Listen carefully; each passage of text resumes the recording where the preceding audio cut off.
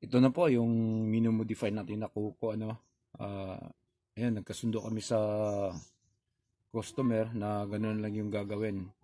Kasi yung bala ko sana, papalitan ko ng bago yung nabasag na types dito. Ayan.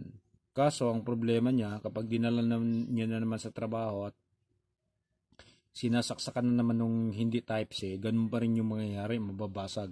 Kaya nagpayo ako sa kanya na mayroong ang dalawang option. Pwede tayong gumamit yung DC plug na isang klase, yung maliit, yung pin, tsaka yung power supply, lalagay natin sa loob.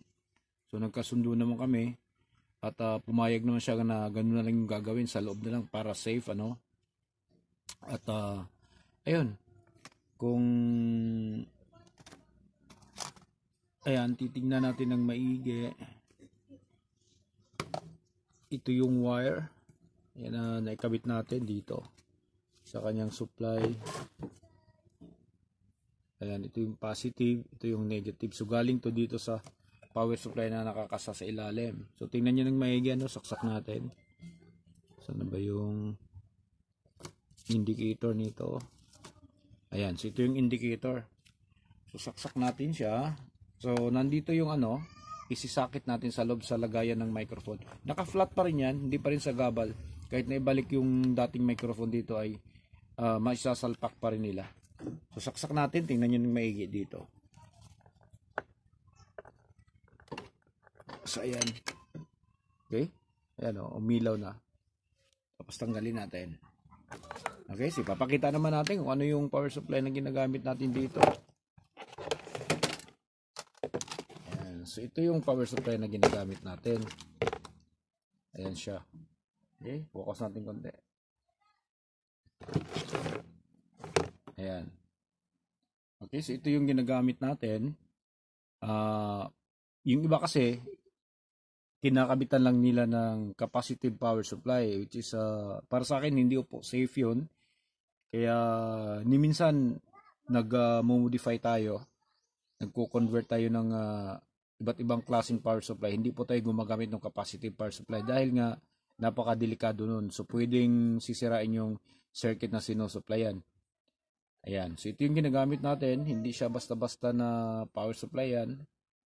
Na katulad ng mga generic. So, magandang klase. Marami naman kasi tayong makukuha ng ano ngayon.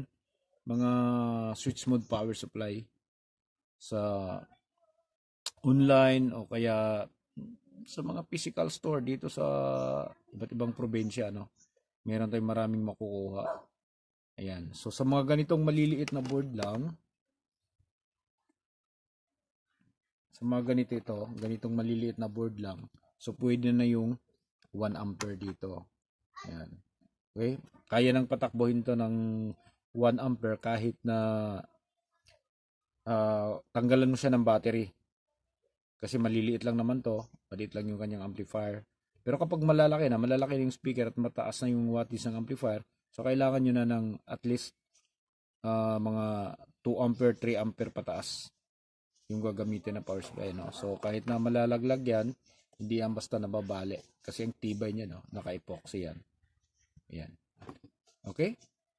So madali lang naman to ikabit. Ano?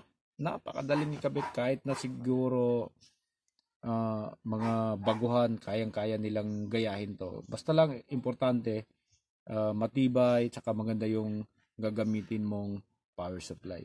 Tsaka yung wire na gagamitin mo, hindi yung masyadong manipis, tsaka maliit. Yung tamang-tama pa rin, yung magandang klase para hindi siya basta-basta maputol, tsaka yung daloy ng kuryente niya, maganda papunta dito sa board. Okay, so hanggang dito na lang siguro tayo. Ano? So maraming salamat, God bless, at bye-bye.